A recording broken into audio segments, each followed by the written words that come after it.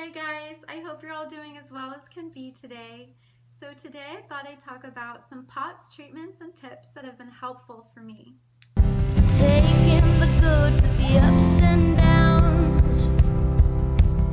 I wanna see how the world turns round. Let's go adventure in the deep blue sea. Home is with you wherever that may be. Home is with you wherever that may be.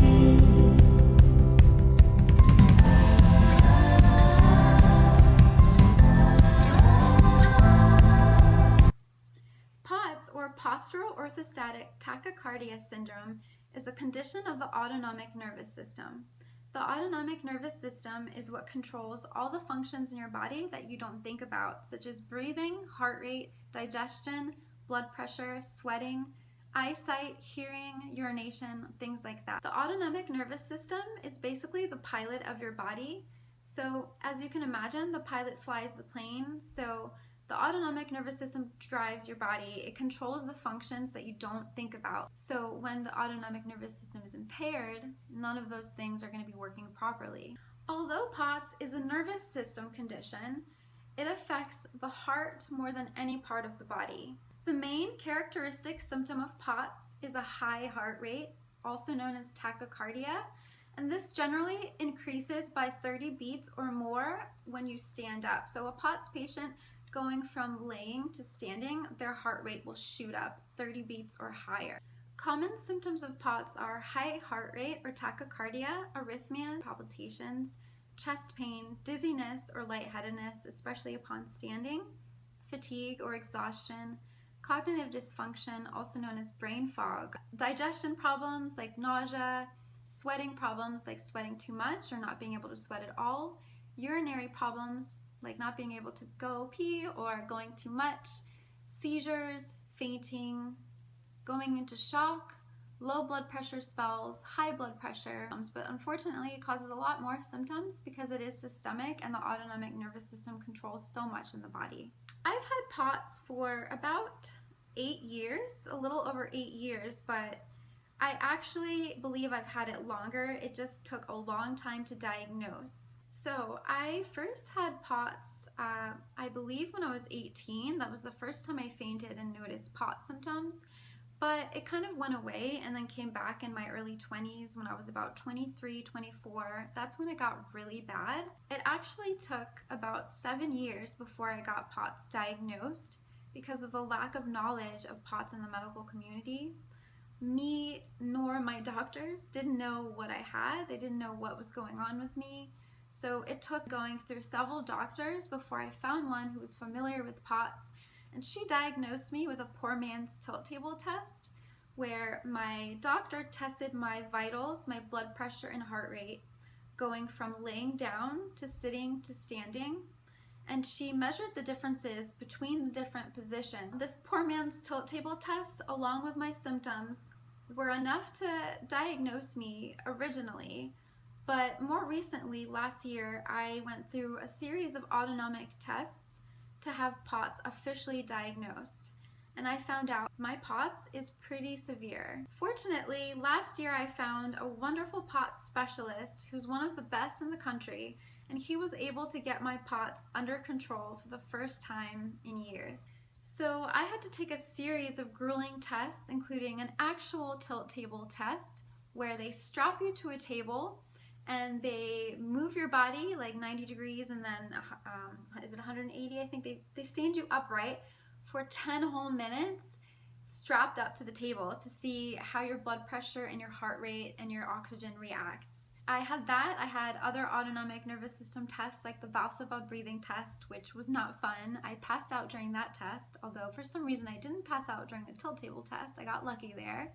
I got close, but didn't pass out, so that was good. But my other tests, I basically failed and found a very low blood volume in my body, so I wasn't getting enough blood up to my heart and my brain, and this contributed to a lot of my POTS symptoms. So my POTS doctor, the specialist, prescribed the daily IV saline for me, and that has been a big help for me. It's taken me from bedbound to being able to walk a few steps. I can actually walk around my apartment a little bit, and that is amazing. So the number one thing that has helped me with my POTS and has helped me going from having severe POTS and being bedbound, having to crawl just to get to the bathroom a few feet away, to having moderate POTS and being able to stand and walk a few feet is my IV fluids.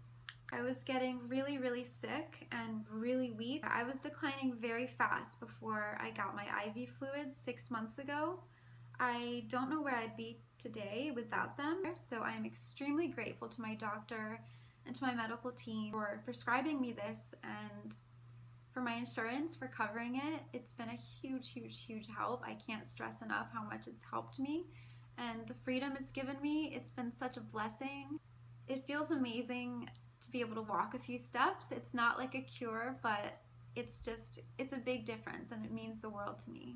This is a treatment that not everyone has access to, and me myself, I went years without being able to get the IV fluids that my doctor knew I needed, but I had to see a specialist who ordered the right test to confirm that I actually needed the IV fluids every day before my insurance was able to approve the home IV therapy. So the test that was able to really determine this was the ultrasound. I can't remember the name of the ultrasound, but it's the one that checks for the blood flow to your heart and to your brain. And they discovered that my blood flow is really restricted and I'm not having enough blood flowing through my body. My blood volume is too low, so the IV saline helps my body produce more blood, which is very important because without enough blood, my POTS gets very severe. And I could even go into shock like I have in the past, which obviously can lead to very serious things like seizures, and I've even stopped breathing and turned blue after fainting once. So for those of you wondering, I had to get an infusion company that worked with my insurance, which is Medicaid, and that was a very long and tedious process. It actually took about 2 months before I was actually able to start my treatment from the time I had it ordered. I think the main issue was that not a lot of infusion companies work with Medicaid, but also I was having trouble with finding a company that wanted to work with me because I'm a complex case. A lot of companies were saying that I needed a nurse supervision every day since I'm going to be having IV fluids every day. I didn't want to have a nurse here every single day. I want my independence. So I had a nurse from the infusion company that finally got approved to work with me train me to do my IV fluids myself from home. I set them up through a PICC line, as you see right here.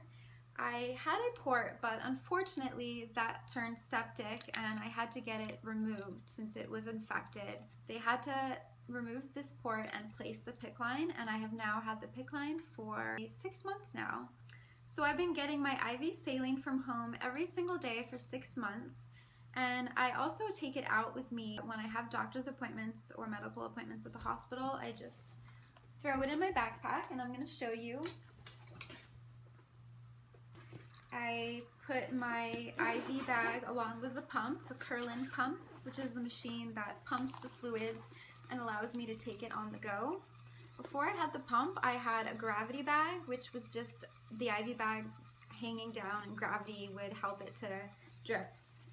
But this is awesome because, like I said, I'm able to have more freedom that way and take it out with me. It's very heavy, but the good thing is I could just throw it onto my wheelchair and it's almost like it's not even there. Usually people don't even see this. I can keep it hidden, and there are PICC covers to cover your PICC line. You couldn't always keep it covered, but it's absolutely worth it to have a PICC line or a port to get your IV fluids, which give you the quality of life that POTS had taken away. The number 2 thing that has helped me with my POTS is bisoprolol. Bisoprolol is a beta blocker, and this was prescribed to me by my cardiologist, actually the one that I had before I was seeing the POTS specialist. This beta blocker helps a great deal in keeping my heart stable. Not enough blood flow to my heart, and that caused a lot of pain before I was on bisoprolol. I always had this chest pain and pressure that felt like an elephant was on my chest. Bisoprolol has been a godsend. It's helped with the chest pain as well as my arrhythmias and tachycardia. So it's been a great medicine for my heart. That's my number 1 heart med. And my number 2 heart med is my number 3 thing that has helped me, which is Corlinor. Corlinor is another heart med. I believe it's also a beta blocker, but I'm not sure. Don't quote me on that one. It's also known as ivermectin. So Corlinor is a heart medication that my POTS specialist recommended to me. Originally, he was trying to get me off of the bisoprolol because the bisoprolol actually has some mast cell issues, or it contributes to mast cell disease. So mast cell disease is another issue that plays a big role in POTS for most POTS patients. So since bisoprolol could make mast cell disease worse, he tried to get me off of it, but we found the bisoprolol was really helpful, and so I had to get back on it, and I am on the Corlinor as a supportive heart medicine. So the bisoprolol is like my main heart medicine, and the Corlinor is supportive. It just kind of like reinforces what the bisoprolol does. It helps with the heart pain, the chest pain, arrhythmias, tachycardia. I still have high heart rates, but not nearly as high with these 2 heart meds. Generally, my heart stays around 100 beats per minute when I stand up. Sometimes it goes to 120. Rarely it'll go to 150s, even 170s, but before I was on these meds, my heart was always going up to 170, even 200 beats per minute. So these heart meds have definitely helped to keep my heart stable and have helped a great deal with my POTS symptoms. The 4th thing that has helped me with my POTS is midodrine. Midodrine is a blood pressure medication, and this is a medication that many POTS patients have been on or are on at some point, because POTS usually makes your blood pressure pretty low. Personally, I have blood pressure that swings from really low to really high. So this is a medication that I can't take all the time, otherwise my blood pressure would be way too high. The midodrine is very effective at raising the blood pressure, so days when my blood pressure is really low, I take this once or even twice a day, and this helps a lot with the blood pressure. The only side effects that I've noticed is tingling in my head and sometimes headaches, but if I get headaches, it's generally a sign that my blood pressure is too high and that I don't need the midodrine. The 5th thing that has really helped me with my POTS is my diet. Changing my diet and cleaning out my diet, making it much healthier, has really made a difference for my POTS. Specifically, going vegan and avoiding allergens. When I eat more vegetables and fruits, more smoothies, and more healthy, clean, less processed foods, this seems to give me more energy and help with my GI issues like my nausea. Going vegan and eating really healthy has also helped with building my muscle and strengthening my muscles. I had severe muscle weakness to the point that my legs had atrophied and were like Gumby legs. I couldn't walk more than a couple steps, and I think part of it was because of the severe muscle weakness in my legs. Going vegan actually helped me put on weight. A lot of people were worried that eating vegan was making me lose weight and stay underweight, but actually the more healthy vegan foods that I ate, like leafy greens and almond butter, seeds, nuts, legumes, that helped me put on healthy weight and muscle. And putting on that muscle has made a big difference for my POTS, because muscle strengthening helps your body push up the blood to your heart and your brain. So eating vegan has made a big difference, not only for my POTS, but for my thyroid disease. I had pretty bad hypothyroidism, and I was on a thyroid medication, a hormone, for years for my thyroid. And after years of being vegan, it got better and better, and it is now in remission, and I haven't been on a thyroid hormone for 3 years, I want to say now, which is awesome. Lately, I've been working on a low histamine diet to help with my mast cell issues, since mast cell disease contributes so much to POTS for me. I try to avoid things or foods that cause histamine or release histamine in the body, such as bananas, spinach, red berries, and things like that. And that's hard because I love strawberries, but I'm working on it, and I notice the days that I don't have as much histamine releasing foods, I feel better. The 6th thing that has really helped me with my POTS is physical therapy and slight exercise. Just using my muscles, even when I'm in bed, doing like the easier physical therapy moves laying down, I think that helps a lot, and I do that as often as I can. And some days, actually a lot of days, I can't, but that's okay. If I can't, then I just rest, and if I can, then I do as much as I can. Now, before you think that physical therapy is too hard for you, I was bedbound just 1 year ago, completely bedbound. And I had a physical therapist coming to my house after a hospitalization last February. So I was doing physical therapy for a month from home until my physical therapist told me that it's probably better that I do aqua therapy because he realized that PT was actually making my body weaker and tearing me up more than it was helping. So aqua therapy has been recommended to me not only by my physical therapist but by my spine surgeon. So until I have enough strength to leave the house 2 to 3 times a week for aqua therapy, I will be doing my PT exercises from home from my bed. I also have some standing up PT exercises that I do when I feel stronger and when I'm able to, but I'm looking forward to doing pool therapy because apparently exercising in the pool is much easier on the joints. I also have EDS, Ehlers-Danlos syndrome, which is a connective tissue disorder that affects the joints. It causes degenerative discs and joints. Because of that, that's why PT was really hard on me. Not every POTS patient will be the same.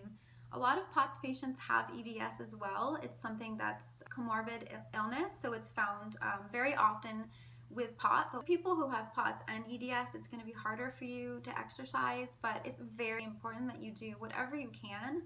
Just move as much as you can, even if it's just moving your arms or moving your legs a little bit here and there, just so that your muscles don't get weak and atrophy. I think I'm at number 7.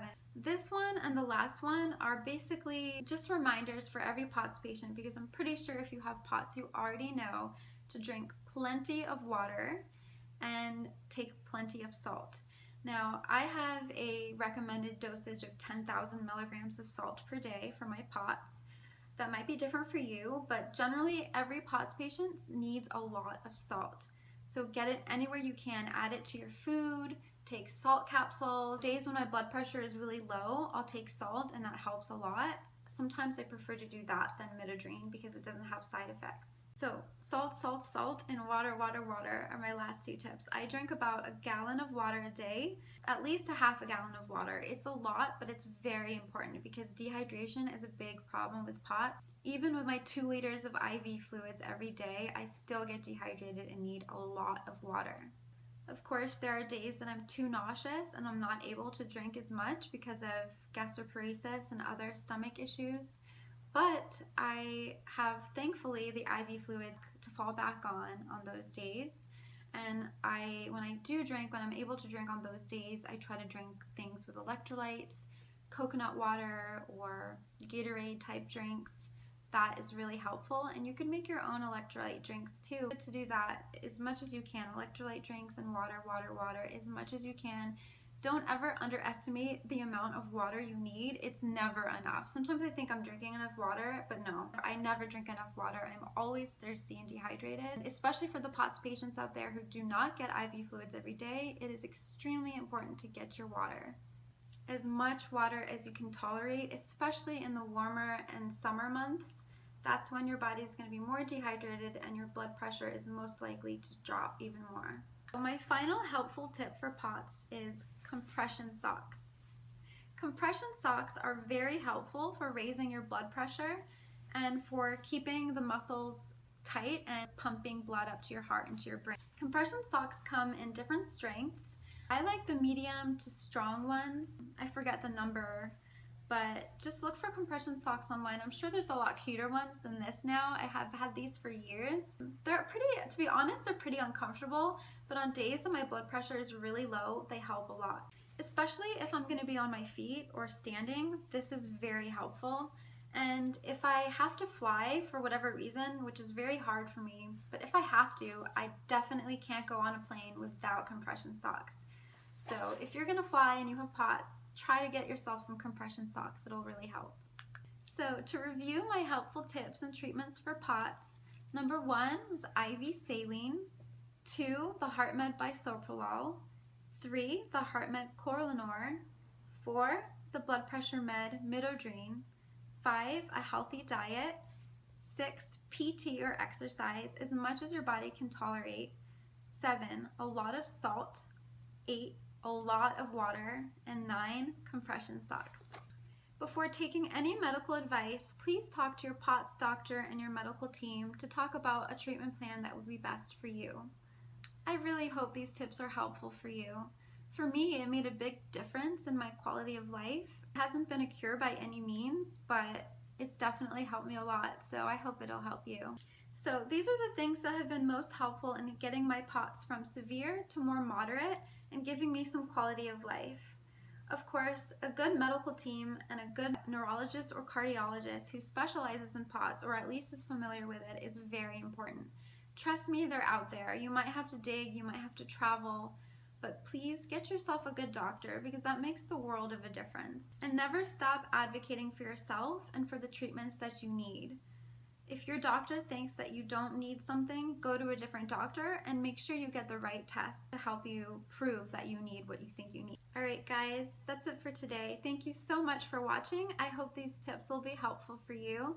If you like this video, please give it a thumbs up and subscribe to see more videos like this and to follow me on my chronic illness journey. Please hit the bell for notifications on when I post new videos. Guys, we'll see you next time. Bye.